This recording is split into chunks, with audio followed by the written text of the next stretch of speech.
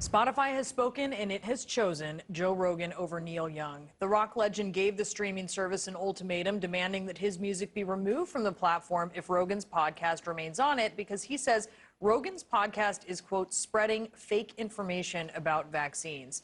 Well, it didn't take Spotify very long to decide here. Joining us now to discuss this and today's other hot button issues, our cultural commentator and author of 0 O'Clock, CJ Farley, and we're also joined by CNN political commentator Scott Jennings. Scott, to you first. I mean, there was an ultimatum and it was, okay, we'll stick with Joe Rogan. Yeah, I mean, the business case for this for Spotify is quite obvious. They paid Joe Rogan $100 million to make the biggest podcast in the world. He's got 11 million listeners every day. I mean, this is one of their biggest, most profitable entities. And so the idea they were going to side with Neil Young over this was crazy. I do think it highlights, though, a startling turn on the political left towards authoritarianism when it comes to free speech. I'm old enough to remember back during the Bush years when Neil Young went on a tour called the Free Speech Tour because he was out protesting the Iraq War. Well, he's come a long way. That's quite an evolution when you try to use your use your platform to get corporations to silence speech that you don't like. So I think it's a troubling trend on the left to try to throw people that you don't like out of the public square. In this case, Joe Rogan won, but I don't think it's going to stop the trend. CJ, is that the right way to look at it? Yeah, here's the thing about Neil Young. You really can't peg him politically. In the 70s, he was protesting against Nixon. In the 80s, he was sympathetic towards Ronald Reagan. And when I talked to him, not too many years ago, he was rebuilding a 1959 Lincoln to reduce emissions because he was concerned about global warming. He believes in things strongly. He's passionate about them. He speaks out about them. He's certainly not going to stop now. If he has an issue with Joe Rogan, he's going to do everything possible to get his views out there. That's what he did here. I mean, he really does not conform to any kind of political type. That's why I think people have loved Neil Young so much over the years. I mean, CJ, he seems consistent in that he's against things that kill people.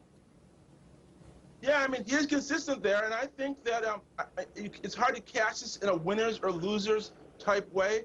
I think if people are unfamiliar with Neil Young, if they feel bad that his stuff has been kicked off Spotify's platform, they should go to Apple, they should go to another platform and check it out. He has so many great songs that are worth listening to. Down by the River, Old Man, Southern Man, Only Love Can Break Your Heart. This is one of the greatest singer-songwriters in the history of American music. Although it may look like, hey, Joe Rogan's bigger right now, this guy is a titan. He's a rock and roll Hall of Famer. I think people are going to continue to love him. I think that other musicians are going to take a look at what Neil Young's doing because he's so well respected and say, should I be on that platform? Should I be doing something? Should I be speaking up? He has that kind of a reputation in the industry. Scott, Neil Young was willing to put his money where his mouth is in this. Yeah, he was. And you know what?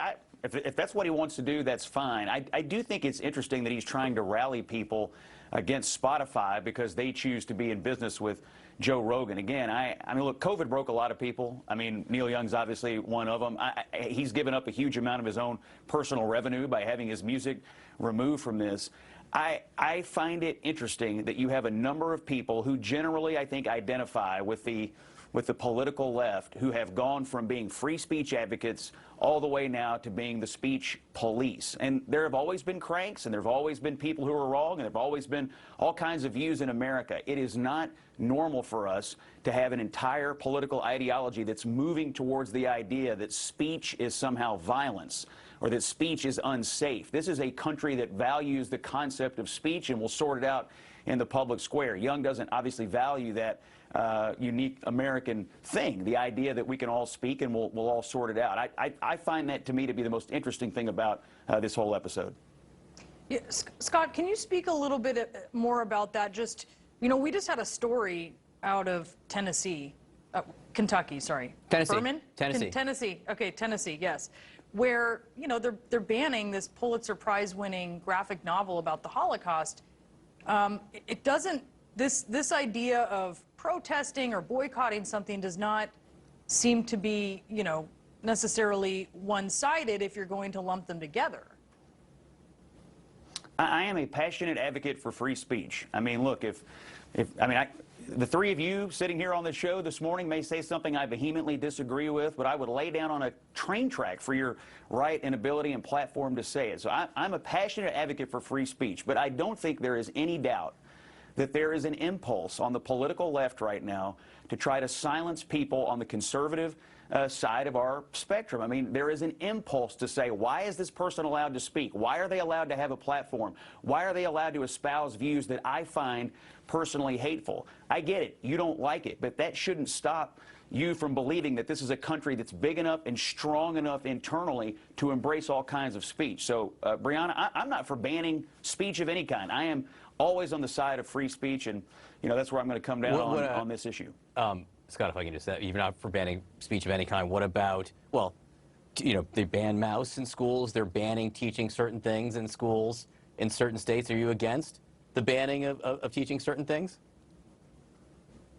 I am not for teaching children that they are inherently evil or wrong or bad because they were born a certain way, which is what parents in Virginia and other places are protesting. I strongly oppose that because I don't think it's true. I'm for speech, but I'm not for indoctrination of children into ideologies that may not be true and that their parents don't know about or certainly haven't had a say in. So I think that's a different issue altogether. We're talking about commercial speech here and the idea of people using their platforms to try to silence folks that they don't like. I mean, look, Neil Young doesn't like Joe Rogan. I get it. He doesn't have to listen to it. It's his right to put his music wherever he wants, but at the same time, we have to acknowledge this impulse against speech is very, very damaging, in my opinion, to the United States. Is it a different thing, CJ? I got to step in here about and talk about Art Spiegelman and Mouse. You know, I've interviewed Art Spiegelman. You know, Mouse is one of the greatest works of literature that's really come out in the last 100 years. It's one of the best graphic novels ever. And I think part of this argument is addressed by simply reading Mouse. If people haven't read Mouse, they should order it right now. They should check it out. They should read it and think to themselves, do they want their kids reading this? I think they absolutely will say yes. It's such a great way to learn about history. It's emotional. It's smart. It's incredibly artistic. It's really passionate. It's a great work of history, and that's why it won the Pulitzer Prize. It's sad that it's banned, and as an author myself, as an author who writes for young people, I understand how difficult it is to reach them. Mouse is one of those works, along with a few others like Persepolis by Marjane Satrapi, that really manages to get kids to care about history and care about it passionately. It's sad if that's pulled from the shelves for certain kids because it's such a great work, and I think people should check it out if they have any questions about what's going on with it. Yeah, and look, you do write for young people, so you're also very aware of what is going on in schools. Can you just respond to that, what Scott said, CJ? You know, on one hand, this idea, and look, there are many people who share Scott's view, which is that if you're talking about race in a certain way in school, it's indoctrination, even as arguing that saying you don't want Joe Rogan on the air, that is, you know, condemning free speech. Yeah, I think we have to separate out the idea that we're talking about facts, things that are factually wrong. Hundreds of doctors have come out and said certain things that Joe Rogan has said on the air were factually incorrect. And talking about ideas, a free marketplace of ideas where people can debate things and talk about things and talk about various ideas. And I think you have to separate out the two competing ideas there. Here, the idea about facts that can be wrong or right, and ideas where people can have differing opinions about what they mean. All right, Scott, CJ, thanks to both of you. Thank you. Thank you. Schools in Virginia